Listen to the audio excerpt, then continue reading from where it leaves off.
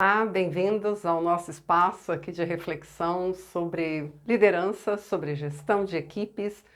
E a nossa conversa hoje aqui tem um foco aqui, é claro que dá para, com muita facilidade, ser trazido para a jornada do empreendedor, né? Daquele que quer ter um negócio, então é um pouquinho maior, só do foco em empreendedor, vocês vão entender um pouco melhor. Mas eu vou dar aqui um foco em função de ser mês de março, a jornada da heroína. Então, eu vou pegar esse mote, mas, gente, tem muito de comportamento, tem muito de ser humano. Quando a gente está falando de liderança, quando a gente está falando de um transbordamento, de um domínio pessoal até, né, o espaço de atuação na minha empresa, na minha comunidade, então é um transbordamento. E quando eu estou falando de empreender, eu estou falando de comportamento. Então, é claro, vale para homens, vale para mulheres, é uma homenagem. Então, fica aqui, né, a jornada da heroína. O empreender sem fronteiras. Bem, empreender como assim? Por que a gente fala e por que a gente vai continuar falando sobre empreendedorismo durante muito e muito tempo? De todas as atividades humanas, empreender segue sendo uma das mais desafiadoras. Essa frase é do Peter Drucker. Considerado o pai da administração moderna, né, o guru dos gurus. O cara era um cabeçudo mesmo. E ele é um austríaco radicado nos Estados Unidos, onde faleceu em 2005. E ele recria a ideia da administração, né? Por isso que ele é chamado pai da administração moderna. E aí ele vai falar que empreender é uma coisa que nos expõe. Basicamente, o que interfere nos resultados do nosso negócio é o nosso comportamento. Mas é preciso ter muito conhecimento, sem dúvida. Mas se eu não pego esse conhecimento e transformo ele em ação, ele pouco adianta, ele pouco me agrega. Então, a exposição como empreendedor é muito grande. E é isso que ele está ressaltando. Então, você está extremamente exposto. Os seus resultados, o seu comportamento, o resultado em termos de pegar o conhecimento e aplicar, né? Aí a aplicação seria um resultado, mas é o seu comportamento, ele é multiplicado, né? Nos seus colaboradores, funcionários, né? Nessa relação com seu fornecedor, seus clientes, parceiros, sócios, né? Então é um efeito cascata e por isso é tão desafiador. E é difícil, pessoal, a gente ter consciência do próprio comportamento. 40% dos negócios americanos, e aí a gente está falando de um cenário mais positivo, mais amistoso, que é o cenário americano, fecham no primeiro ano. Nossa realidade, né, é bem parecida e nós temos um cenário muito mais hostil, né? Estamos falando de uma nação onde se tem bom ambiente para negócios, em 2020 estava como terceiro país mais empreendedor.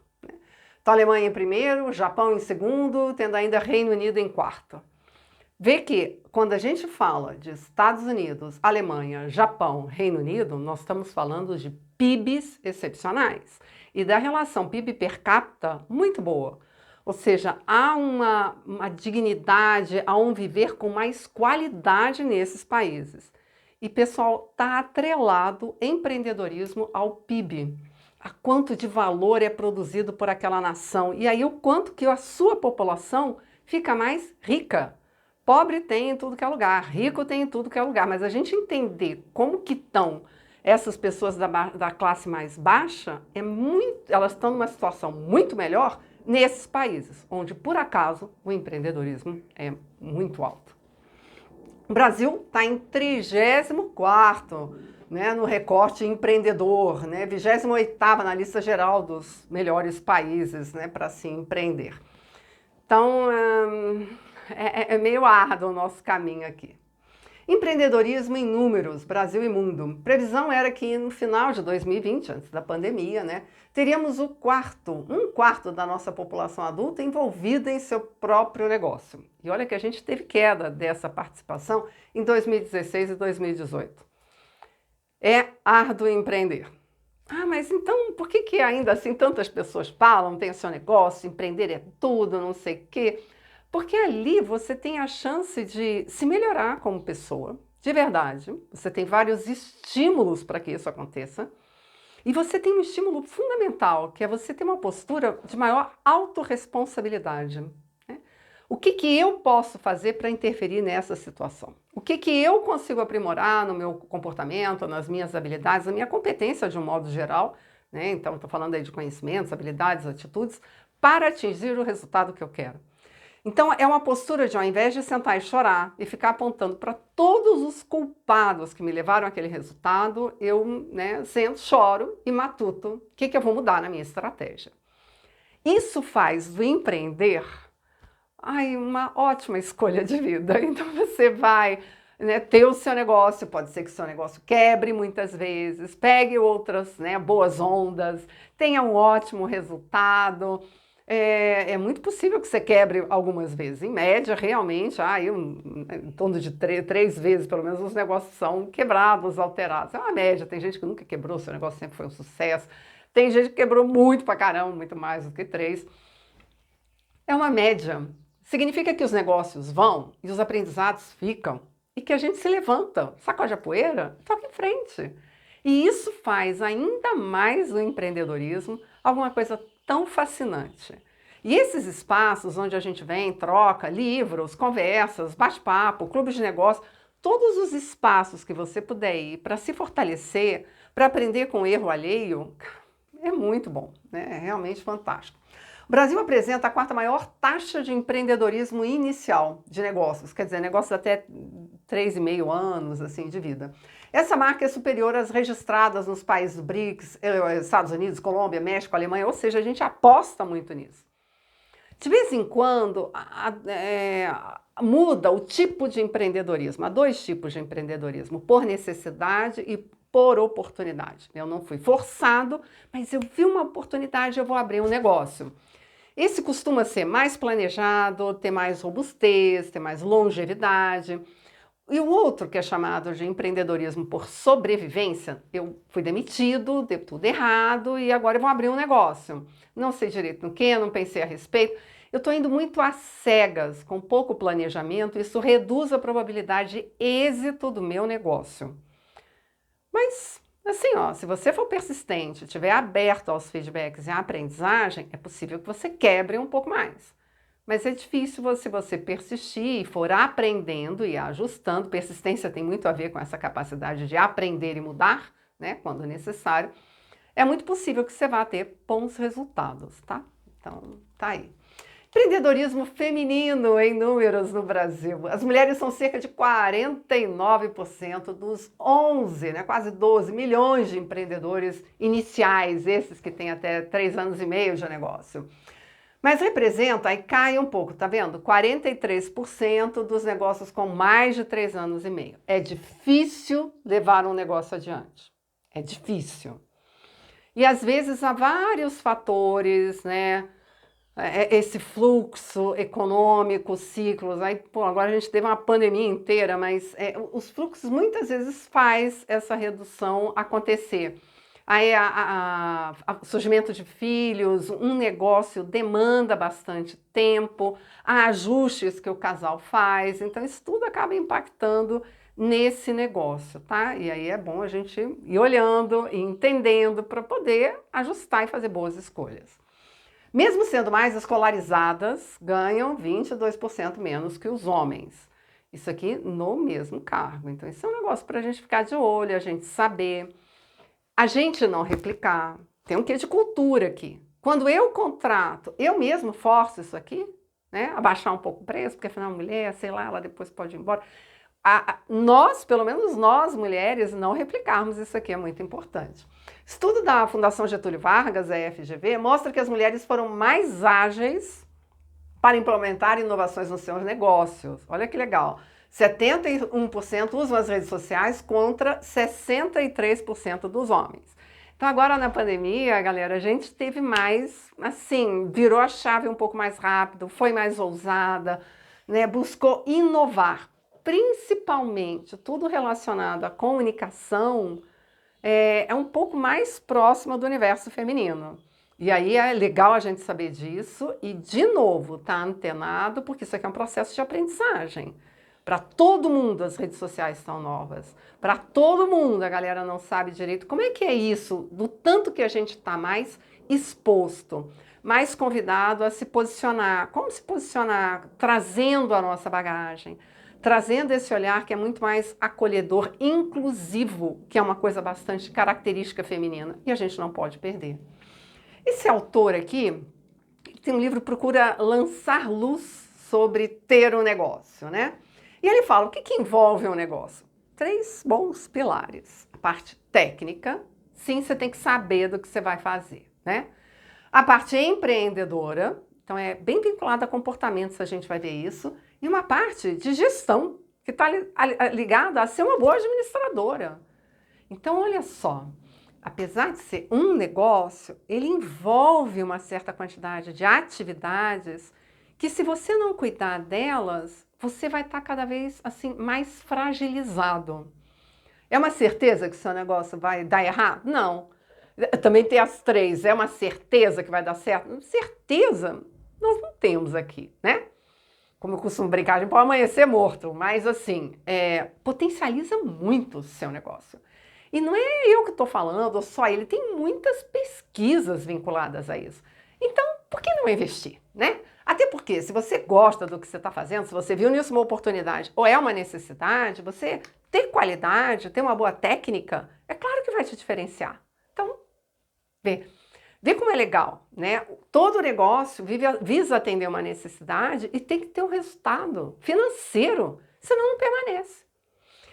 Por essa tensão, acaba que a gente encontra menos desculpas, né, para se esconder, para não fazer, para não se aprimorar. Esse é um dos ganhos do ter um negócio, porque a gente é impulsionado a aprender, a ir adiante, a romper limites, a, né, se aprimorar de forma meio ampla. Então, vamos falar um pouco de cada uma delas. Entender do negócio não é suficiente, é preciso entender de negócio, não é só do seu negócio, que é a parte técnica. É você entender que o negócio envolve, um negócio envolve outras áreas. Vamos dar uma olhada. Começar pela parte técnica, né? Tá aqui. Eu faço tudo relacionado a cabelo de uma forma muito bem. Eu recebo sempre esse feedback. Muita qualidade. Pinto muito bem, faço muito bem uma escova, um penteado, isso, aquilo. Vou abrir um salão. Começa na parte técnica. Nossa, eu entendo pra caramba de essa parte de pintura, eu tenho umas técnicas, eu fiz curso no Brasil, fora do Brasil, tenho muita sensibilidade em relação às cores, uma sutileza, um tipo de traço muito específico. Vou abrir uma escola de pintura. Parte técnica, né? Olha, na verdade, eu tenho um tato, uma sensibilidade, uma coisa de alma mesmo, com essa parte, né, de moldar a argila, de construir elementos, e é isso que eu sei fazer, vou abrir uma escola desse negócio. Okay. Essa é a parte técnica. Ela é importante? É. Se você atua numa área, sei lá, projetos de arquitetura, projetos de engenharia, vamos pegar uma parte que não é tátil, né? Vou contratar alguém. É importantíssimo você contratar alguém, contratar outras profissionais. Mas se você não tem um quê de conhecimento, você não vai conseguir nem selecionar pessoas iguais ou melhores do que você. Se você não tem um domínio e que você continuamente se aprimora nesse domínio, os melhores não vão se sentir atraídos o suficiente para trabalhar com você. Deixa eu trazer um exemplo que talvez todas vocês entendam, né? Na escola, lembra quando a gente ia fazer trabalho de grupo? Quando você olhava e falava, aquela pessoa é uma encostada, não quero fazer com ela, porque eu sou daquelas pessoas que gostam de fazer o trabalho, eu quero entregar bem feito. Você vai procurar pessoas que têm a mesma preocupação que você. Então guarda isso. A gente expressar, a gente de vez em quando, fazer o trabalho e deixar a nossa marca, constrói pra caramba esse espaço. Aí deixa eu contar um caso para vocês que têm aqui o salão, né? Eu lembro uma vez, eu ia num salão que me chamava a atenção que a dona era funcionária pública do Estado. E aí, ela não fazia muito bem o cabelo, ela não sabia fazer unha, ela adorava ter esses serviços. Mas aí ela começou a notar que ela precisava ter alguma coisa diferenciada, ela precisava mostrar para as suas funcionárias que ela tinha excelência. Sabe o que ela escolheu fazer, gente? Lavar os cabelos das clientes. Mas ela lavava que as mulheres lá pediam, não, eu quero lavar com fulana. Olha só que recado poderoso para cabeleireira, para manicure. Cara, eles estão pedindo para ela vir lavar. Não, quando fulana lava é tudo diferente. Olha a excelência, recado dado. Eu cobro de vocês o que eu tenho. Pronto, ok? Isso daí como empreendedor faz toda a diferença. Não é, ela está usando a parte técnica para passar um recado em relação a comportamento, que é comportamento de excelência, que é um comportamento empreendedor. A parte empreendedora. Vamos então dar uma olhada nessa parte empreendedora. Qual o cerne do empreendedor? Gente, o cerne do empreendedor é chamar para si responsabilidade. Como esse exemplo que eu dei. Né? Se eu entendo que, caramba, eu estou aqui e eu cobro das minhas funcionárias o tempo todo qualidade. Em que momento eu mostro para elas que eu tenho isso? Em que momento não é só a minha fala, é a minha ação que vai impactar nelas? E ela encontrou esse espaço. Eu faço muito formação de formadores, né, de facilitadores, de novos, não é bem professores, é facilitadores mesmo, sabe, nos cursos que eu monto. Eu chego lá e faço questão sempre, eu trago meu planejamento, meu plano de aula, sempre tenho, né? É a formação de outro, mas eu tenho aquilo que eu vou fazer lá. Vou dar uma oficina, são as minhas oficinas. Sempre tenho um plano de aula, tá lá para eu me guiar. Porque usualmente, quando eu vou falar de liderança, eu tenho que falar de estratégia, eu tenho que falar de planejamento, e eu não faço. Vocês estão entendendo? Há uma modelagem aqui, há um convite quando o outro entra no seu espaço, seja ele uma empresa, seja ele uma oficina, né, de liderança, seja um escritório, ele entra no seu espaço de interferência, no seu espaço de atuação. Ele tem que perceber você. Essa é a parte empreendedora. E aí, para você ter isso, primeiro você tem que entender, ele está no meu espaço, esse espaço é meu, eu tenho que colocar a minha energia. Eu sou a responsável por essa energia. Eu sou a responsável. Não é para ficar neurótica com isso, não. Mas é para se divertir por assumir a responsabilidade também nas suas pernas. Saber botar o seu espaço. Aqui dentro, esse barco, eu dito a direção e os valores. Como a gente vai fazer isso aqui? Né? O detalhamento de como você vai fazer, se você está atendendo, né, a direção, os resultados que é para entregar e os nossos valores, pode escolher a forma, tá tudo bem. Então você vai dar espaço, vai dar liberdade dentro, né, do que você já definiu. Isso é muito importante.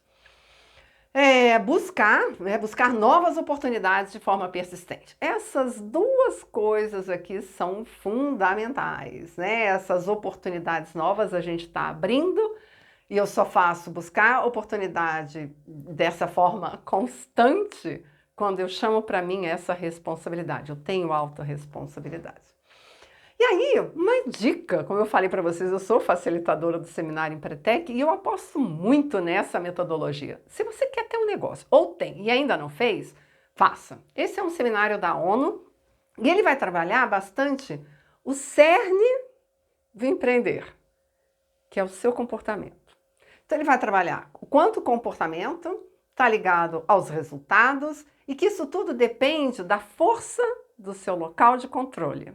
Locus interno é lugar interno.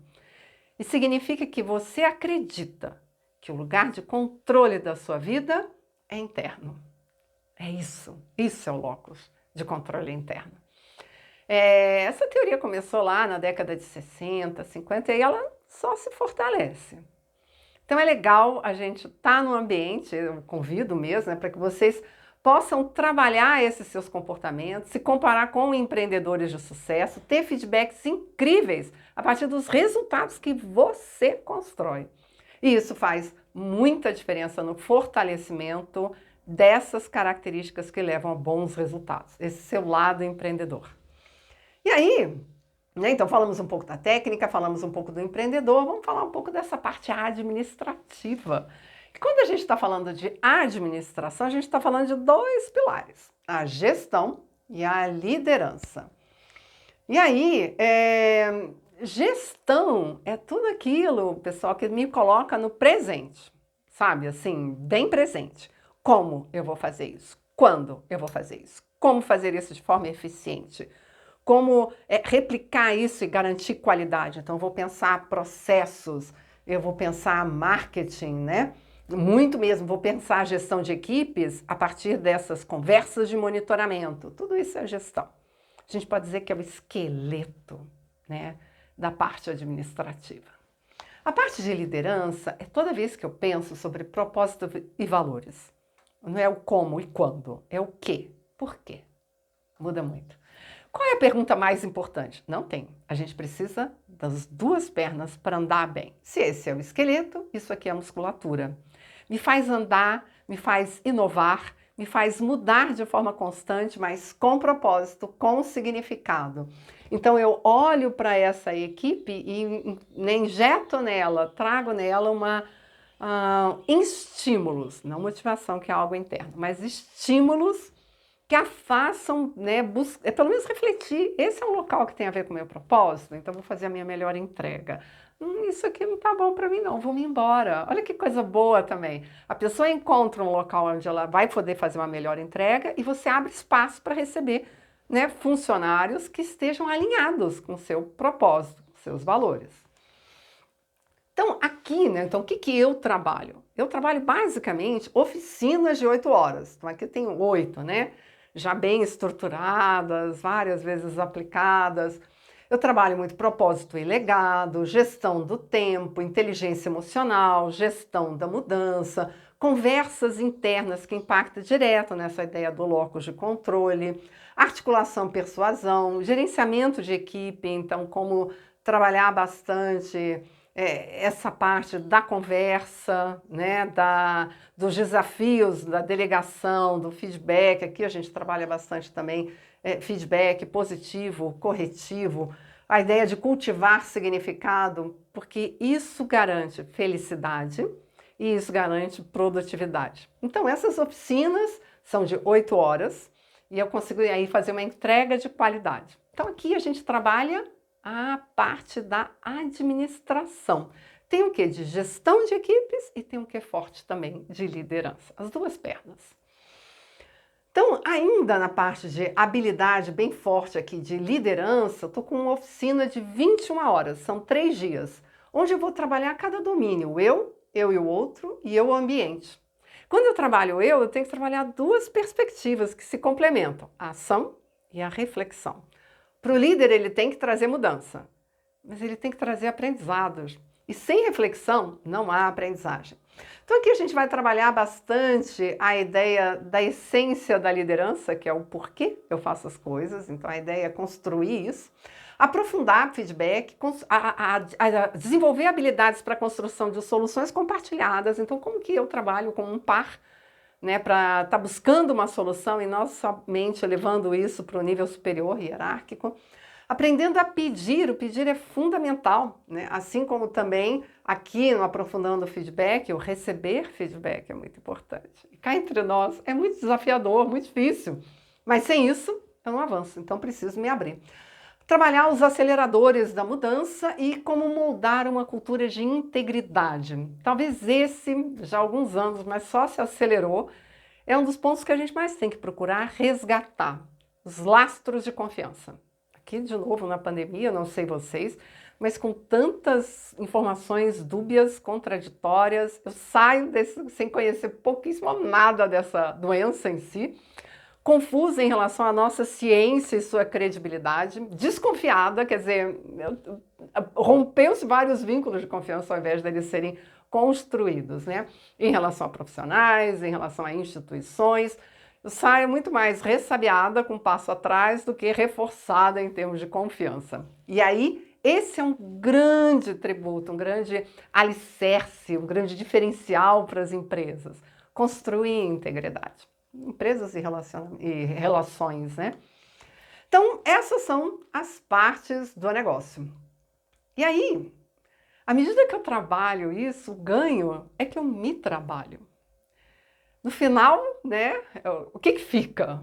Quando a gente pensa em termos de vida, fica eu só. a gente vem meio só, a gente vai meio só, mas nesse intervalo a gente pode trabalhar muito, né? Como eu. Esse talvez sejam os grandes ganhos do empreender, do ter um negócio.